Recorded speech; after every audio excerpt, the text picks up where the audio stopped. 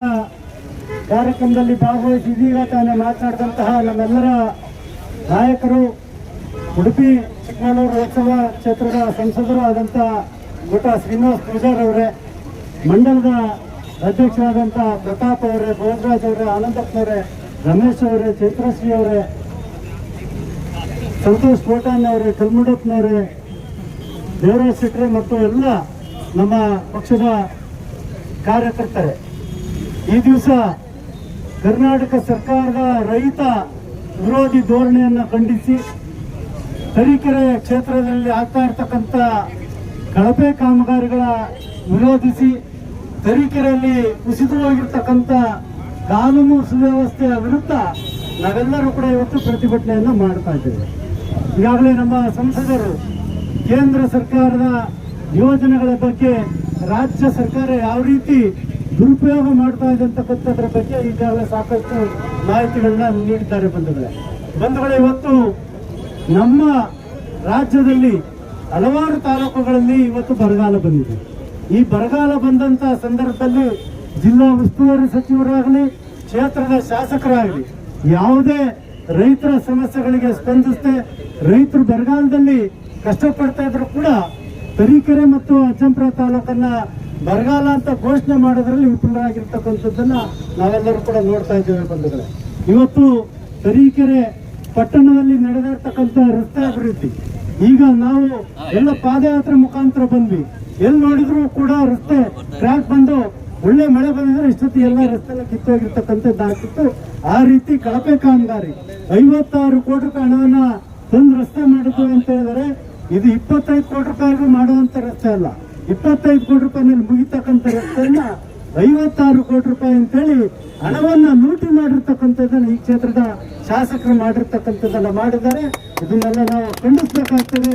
ಇದನ್ನ ಖಂಡಿಸಿ ಇದನ್ನ ಸರಿಯಾಗುವವರಿಗೆ, ತನಿಖೆ ಆಗುವವರಿಗೆ, ಇದನ್ನ ಅವರ ಬಗ್ಗೆ ಯಾವ ಅಧಿಕಾರಿಗಳು ಇದನ್ನ ಕಾಮಗಾರಿಯನ್ನ ಸರಿಯಾಗಿ ಮಾಡಿಸಿಲ್ಲ ಅವ್ರ ಮೇಲೆ ಕ್ರಮ ಆಗೋವರೆಗೂ ನಾವು ಪ್ರತಿಭಟನೆಯನ್ನ ಮಾಡ್ತಕ್ಕಂಥದ್ದನ್ನ ಮಾಡ್ತೇವೆ ಅಂತಕ್ಕಂಥ ಮಾತನ್ನ ಈ ಸಂದರ್ಭದಲ್ಲಿ ಹೇಳ್ತಾ, ಈಗಾಗಲೇ ಬಿಜೆಪಿ ಸರ್ಕಾರದ ಸಾಧನೆಗಳು, ನಮ್ಮ ಸರ್ಕಾರ ಇದ್ದಂತ ಸಂದರ್ಭದಲ್ಲಿ ಮಾಡಿದಂತ ಕೆರೆಗೆ ನೀರು ತುಂಬಿಸ್ತಕ್ಕಂಥ ಯೋಜನೆ, ಶಾಂತಿಪುರ ಉಪಕಣಿವೆ ಯೋಜನೆಯನ್ನ ಕಾಮಗಾರಿ ಮುಗಿದು 2 ವರ್ಷ ಆಯ್ತು. ಇವತ್ತು ಸುಮಾರು 56 ಕೆರೆಗಳಿಗೆ ನೀರು ಬಿಡಿಸಬಹುದಾಗಿತ್ತು. ಇಷ್ಟೊತ್ತಿಗೆ ಈ ಶಾಸಕರು ಕೇವಲ ಏನು ತುಂಗಾದಿಂದ ಲಿಫ್ಟ್ ಮಾಡತಕ್ಕಂಥ ಯೋಜನೆಗೆ ಈ ಸರ್ಕಾರ ಕಳೆದ 3 ವರ್ಷದಿಂದನೂ ಕೂಡ 30 ಕೋಟಿ ರೂಪಾಯಿ ಹಣ ಕೊಡದರೆ ಆ ಕಾಮಗಾರಿ ನಿಂತಿದೆ. ಇವತ್ತು ಆ 30 ಕೋಟಿ ರೂಪಾಯಿ ಹಣವನ್ನು ಕೊಟ್ಟು ಕಾಮಗಾರಿ ಮಾಡಿಸಿದ್ರೆ ಈ ಬರಗಾಲದಲ್ಲಿ ಅಲ್ಪ ಸ್ವಲ್ಪ ನೀರನ್ನ ನಾವು ಕೆರೆಗಳಿಗೆ ನೋಡ್ತಿದ್ವಿ, ನಮ್ಮ ರೈತರಿಗೆ ಅನುಕೂಲ ಆಗ್ತಿತ್ತು. ಈ ನೀರು ಬಿಡಿಸೋದ್ರ ಬಗ್ಗೆನೂ ಕೂಡ ಯಾವುದೇ ರೀತಿ ಕ್ರಮವನ್ನ ಈ ಶಾಸಕರು ಮಾಡದೇ ಇರ್ತಕ್ಕಂಥದ್ದನ್ನ ನಾವು ಖಂಡಿಸಬೇಕಾಗ್ತದೆ ಅಂತಕ್ಕಂಥ ಮಾತನ್ನ ಈ ಸಂದರ್ಭದಲ್ಲಿ ಹೇಳ್ತೇವೆ. ಬಂಧುಗಳೇ, ನಿನ್ನೆ ಒಂದು ವೈರಲ್ ಆಯ್ತು ಅವ್ರ ವಿಡಿಯೋ, ನೀವು ನೋಡಿರ್ಬಹುದು. ಅವ್ರು ಮಾಡಿರ್ತಕ್ಕಂಥ ಡ್ರಾಮಾ, ಅದು ಯಾವ ರೀತಿ ಡ್ರಾಮಾ ಅಂದ್ರೆ ಡ್ರಾಮಾ ಆರ್ಟಿಸ್ಟ್ಗಳು ಆ ರೀತಿ ಡ್ರಾಮಾ ಮಾಡಕ್ ಬರಲ್ಲ. ನಮ್ಮ ಮನೆಯವರು ಇಲ್ಲ ಕರೆದ್ಬಿಡಿದಾರೆ, ಬಂದ್ಬಿಡಿದಾರೆ, ನಮ್ಮ ಮನೇಲಿ ಸತ್ಯವೂ ಇಲ್ಲ ಕನ್ನಡ, ಹಿಂಗೆ ಡ್ರಾಮಾ ಮಾಡಿರ್ತಕ್ಕಂಥದ್ದು. ನಮ್ಮನೆಯವ್ರು ಯಾರು ಆರೆ ಬುದ್ಧಿ ಹಿಡಿದಿಲ್ಲ ಕನ್ನಡ. ಇವತ್ತು ಎಷ್ಟು ಕಾರ್ಯಕ್ರಮದಲ್ಲಿ ಆರೆ ಬುದ್ಧಿ ಹಿಡಿದಿರ್ತಕ್ಕಂಥದ್ದು ಅದ್ರ ಹಿಂಗಡೆನೆ ವೈರಲ್ ಮಾಡಿದ್ದಾರೆ.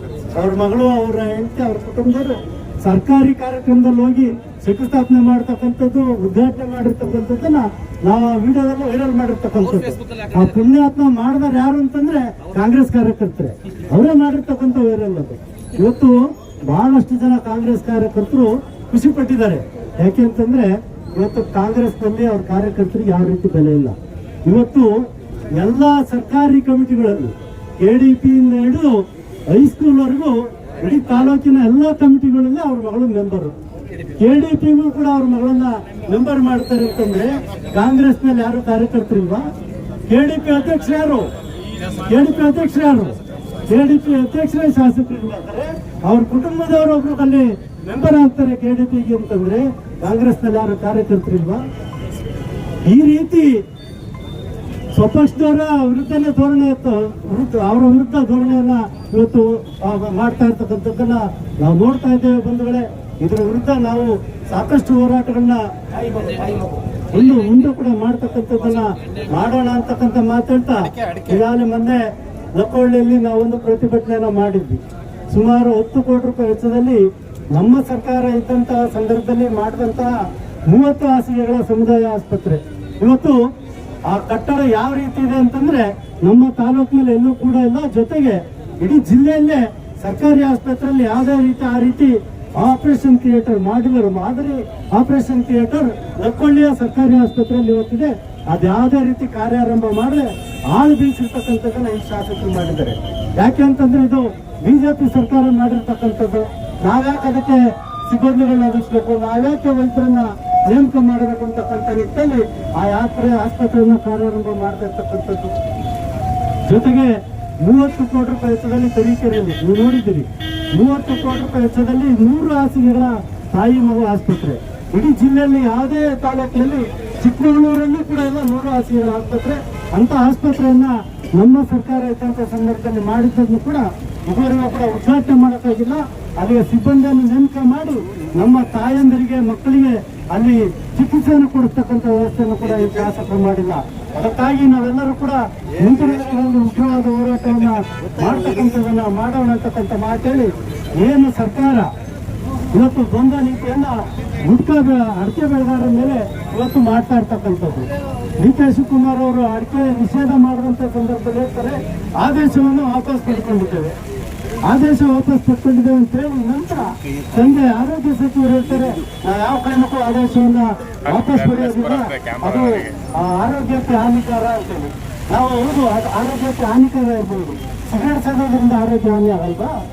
ಮದ್ಯಪಾನ ಮಾಡೋದ್ರಿಂದ ಆರೋಗ್ಯ ಹಾನಿ ಆಗಲ್ವಾ? ಅದನ್ನ ಯಾಕೆ ನಿಷೇಧ ಮಾಡ್ತಾ ಇಲ್ಲ ನೀವು? ಇದೆಲ್ಲ ಒಂದು ರೀತಿ ಲಾಬಿಗೆ ಒಳಗಾಗಿ ಅಡಿಕೆ ಲಾಬಿಯವರು ನೋಡಿಲ್ಲ ಅಂತ ಕಾಣ್ತದೆ ಹೋಗಿ.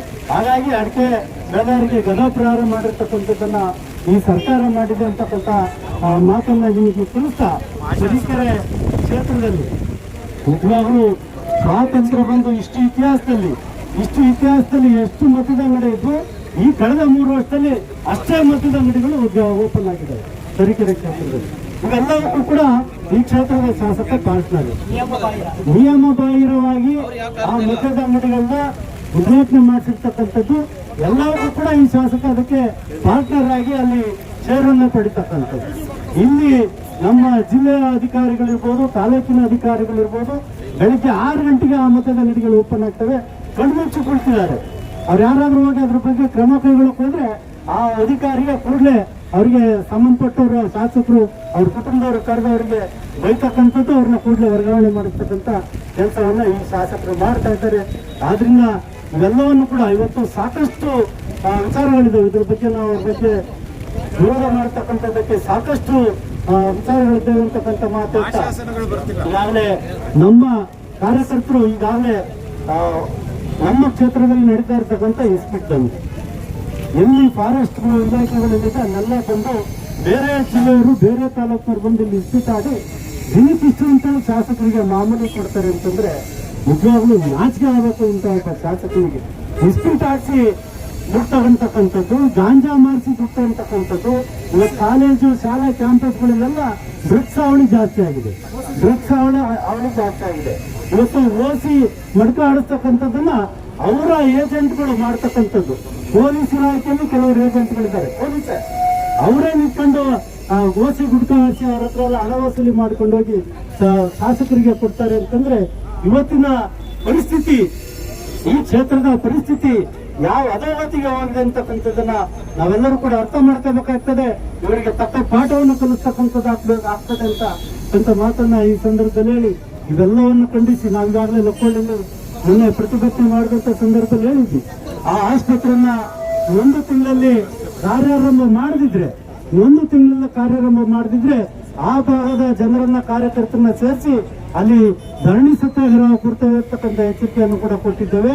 ಇಲ್ಲಿನ ತಾಯಿ ಮಗು ಆಸ್ಪತ್ರೆಗೂ ಅಷ್ಟೇ 1 ತಿಂಗಳಲ್ಲಿ ಇದನ್ನ ಉದ್ಘಾಟನೆ ಮಾಡಿಸಿ ಅಲ್ಲಿ ಕಾರ್ಯಾರಂಭ ಮಾಡದಿದ್ರೆ 1-1.5 ತಿಂಗಳಲ್ಲಿ ಅಲ್ಲೂ ಕೂಡ ನಾವು ಧರಣಿ ಸತ್ಯಾಗ್ರಹವನ್ನ ಮಾಡ್ತಕ್ಕಂಥದ್ದನ್ನ ಮಾಡೋಣ ಅಂತಕ್ಕಂಥ ಮಾತನ್ನ ಈ ಸಂದರ್ಭದಲ್ಲಿ ಹೇಳಿ, ಈಗಾಗಲೇ ರಸ್ತೆ ವಿಚಾರದಲ್ಲಿ ಎಲ್ಲರೂ ಕೂಡ ಮಾತಾಡಿದ್ದಾರೆ. ರಸ್ತೆ ಆಗಿರ್ತಕ್ಕಂಥ ಕಳಪೆ ವಿಚಾರ, ಕಾಮಗಾರಿ ವಿಚಾರ ಬಗ್ಗೆ ಎಲ್ಲರೂ ಕೂಡ ಮಾತಾಡಿದ್ದಾರೆ.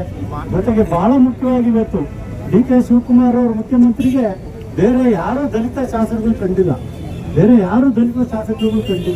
ಇವತ್ತು 177 ಕೋಟಿ ರೂಪಾಯಿ ಹಣವನ್ನ ವಾಲ್ಮೀಕಿ ನಿಗಮದಲ್ಲಿ ನುಂಗಿದಂತಹ ನಾಗೇಂದ್ರನಿಗೆ ಸಚಿವ ಸ್ಥಾನವನ್ನು ಕೊಟ್ಟಿರ್ತಕ್ಕಂಥದ್ದು. ಯಾಕೆ ಬೇರೆ ಯಾರು ದಲಿತರಿಲ್ಲ? ನಮ್ಮ ಜಿಲ್ಲೆಗೆ ಯಾರನ್ನು ಮಂತ್ರಿ ಕೊಟ್ಟಿಲ್ಲ. ನಮ್ಮ ಜಿಲ್ಲೆಗೆ ಯಾರಿಗೂ ಮಂತ್ರಿ ಕೊಟ್ಟಿಲ್ಲ. ಹುಡುಗಿಯರ ದಲಿತ ಮಹಿಳೆ ಒಬ್ರು ಶಾಸಕಿ ಇದ್ರಲ್ಲ, ಮಹಿಳಾ ಕೋಟನು ಆಗೋದು, ದಲಿತರು ಆಗೋದು, ಕೊಡ್ಬೋದಿತ್ತಲ್ಲ. ಯಾಕೆ ಹಣ ನಮ್ದವರಿಗೆ ಕೊಟ್ರು? ಆ ಹಣ ಯಾರಿಗೋಗಿದೆ? ಯಾರಿಗೋಗಿದೆ? ಕಾಂಗ್ರೆಸ್ ಹೈಕಮಾಂಡ್ ಹೋಗಿದೆ, ರಾಹುಲ್ ಗಾಂಧಿ ಹೋಗಿದೆ. ಇಲ್ಲಿ ಯಾರ್ಯಾರು ತಲುಪಬೇಕು ಅದೆಲ್ಲ ತಲುಪಿದೆ. ಹಂಗಾಗಿ ಅವ್ರನ್ನ ಸೇಫ್ ಮಾಡ್ತಕ್ಕಂಥ ಕೆಲಸವನ್ನ ಈ ಸರ್ಕಾರ ಮಾಡ್ತಾ ಇದೆ. ಇದೆಲ್ಲ ಖಂಡಿಸಿ ನಾವು ಇವತ್ತು ಉಗ್ರ ಹೋರಾಟವನ್ನ ಮಾಡಿದ್ದೇವೆ. ಮುಂದಿನ ದಿನಗಳಲ್ಲಿ ಇದನ್ನ ಇನ್ನೂ ಹೆಚ್ಚಿನ ರೀತಿಯಲ್ಲಿ ಕೊಂಡೊಯ್ತಕ್ಕಂಥ ಕೆಲಸವನ್ನ ಮಾಡ್ತೇವೆ ಅಂತಕ್ಕಂಥ ಮಾತಾಡಿ, ಬಹಳ ಮುಖ್ಯವಾಗಿ ಅಡಿಕೆ ಬೆಳೆಗಾರರಿಗೆ, ಎಲ್ಲ ಬೆಳೆಗಾರರಿಗೆ ಯಾವುದೇ ರೀತಿ ತೊಂದರೆಯನ್ನ ಈ ಸರ್ಕಾರ ಮಾಡಬಾರ್ದು ಅಂತಕ್ಕಂಥ ಮಾತನ್ನ ಈ ಸಂದರ್ಭದಲ್ಲಿ ಹೇಳಿ, ತರೀಕೆರೆ ಮತ್ತು ಅಜ್ಜಂಪುರ ತಾಲೂಕನ್ನ ಬರಪೀಡಿತ ಘೋಷಣೆ ಆಗಬೇಕು. ಜೊತೆಗೆ ಮುಂದೆ ಇನ್ನೂ ಹಲವಾರು ರೀತಿಯ ಈ ಸರ್ಕಾರದ ವಿರುದ್ಧ, ಈ ಶಾಸಕರ ವಿರುದ್ಧ ಪ್ರತಿಭಟನೆ ಮಾಡ್ತಕ್ಕಂಥದ್ದು ಒಂದೊಂದೇ ವಿಚಾರವನ್ನ ವಾರದಲ್ಲೊಂದಿನ ಪ್ರತಿಭಟನೆ ಮಾಡಿ ಎಚ್ಚರಿಕೆಯನ್ನ ಕೊಡ್ತಕ್ಕಂಥ ಕೆಲಸವನ್ನ ನಾವೆಲ್ಲರೂ ಕೂಡ ಮಾಡೋಣ ಅಂತ ಹೇಳ್ತಾ, ಒಂದು ಭೋಜನ ರಮೇಶ್ ಹೇಳ್ತಾ ಇದಾರೆ, ಇನ್ನೂ ಸಾಕಷ್ಟು ಹೇಳ್ತಾ ಇದಾರೆ. ಅವೆಲ್ಲ ಹೇಳ್ತಾ ಹೋದ್ರೆ ಸಾಕಷ್ಟು ಈ ಒಂದು